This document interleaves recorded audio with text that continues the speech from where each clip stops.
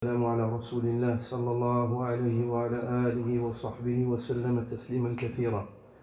Omar ibn Abdel Aziz, lorsque on lui a confié la direction des musulmans, il a rassemblé trois parmi les savants de Médine, et parmi eux Mohammed ibn Ka'b al-Quradi. Et il leur a demandé, il leur a dit: j'ai été éprouvé par cette lourde tâche. Ibtulitu bihadha al-amr, j'ai été éprouvé par cette lourde tâche. Conseillez-moi donc, conseillez-moi donc. Le premier lui a dit Sum ani dunya waj'al fitraka al-maut. Sum ani dunya waj'al fitraka al-maut. Il lui a dit: jeûne ou abstiens-toi du dunya. Jeûne par rapport au dunya, abstiens-toi du dunya. Et fais en sorte que ta rupture soit ta mort. Et fais en sorte que tu rompes de ce jeûne-là le moment où tu es. Puis, le deuxième, Mohammed ibn Ka'b al-Quradi, lui dit: Ya Amir al-Mu'minin, considère l'homme âgé parmi les musulmans comme ton père. Le musulman qui a ton âge comme ton frère. Et le petit musulman comme ton enfant. Waqir abaka wa akrim akhaka warham ibnak. Il lui dit donc: respecte ton père, honore ton frère et fais miséricorde à ton enfant. Et le dernier lui dit: Ya Amir al-Mu'minin, aime pour les musulmans ce que tu aimes pour toi-même et déteste pour eux ce que tu détestes pour toi-même. Puis après ça, tu peux mourir si tu veux. Si tu arrives à réaliser cela, va mourir si tu veux.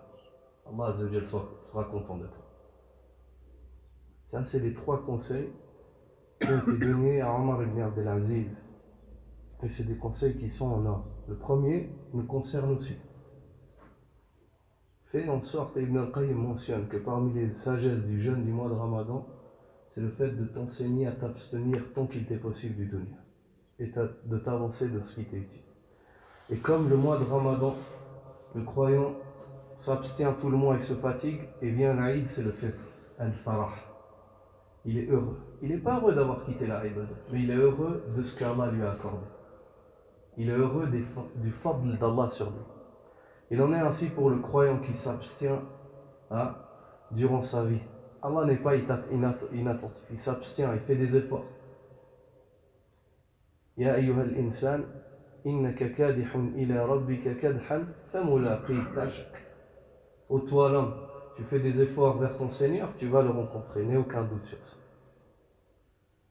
La différence, c'est man yu'ta al-kitab bil yamin wa man ya'khudhu min wara'i dhahri. La différence, c'est celui qui prend le livre à droite ou celui qui le prend dans le dos ou à la gauche. Allah Azza wa Jal t'enseigne que tu vas le rencontrer. Donc ce musulman-là fait des efforts durant sa vie. Puis vient le fitr, vient la mort. Ya ayyatuha an-nafsu al-mutma'inna, irji' ila rabbika mardiya. Ô toi âme apaisée, reviens vers ton Seigneur en ayant agréé celui-là et celui-là t'ayant agréé. Cette première recommandation nous concerne. La deuxième aussi, elle nous concerne. Même si tu n'es pas calife, elle te concerne. Il faut que toi, musulman, tu considères le vieux des musulmans comme ton père, tu le respectes. Il faut que tu considères le musulman qui a ton âge comme ton frère, il faut que tu l'honores. Il faut que tu considères les enfants des musulmans comme tes enfants, il faut que tu les aimes et tu leur fasses miséricorde. Et tu veux leur bien pour eux, tu veux les voir bien. Si tu les vois bien, les enfants des musulmans, tu es heureux. Si tu les vois mal, tu n'es pas content. Parce que c'est comme si tu vois ton enfant mal. Et la troisième, elle nous concerne aussi. Il faut que tu veuilles le bien pour les musulmans et que tu n'aimes pas pour les musulmans ce que tu n'aimes pas pour toi. Et si tu fais cela, tu vas compléter ta foi. Le prophète sallallahu alayhi wa sallam dit: La yu'minu ahadukum hatta yuhibba li akhihi ma yuhibbu li nafsi. L'un d'entre vous n'a pas complété sa foi jusqu'à ce qu'il veuille pour son frère ce qu'il désire pour lui-même. سبحانك اللهم وبحمدك أشهد أن لا إله إلا أنت أستغفرك وأتوب إليك.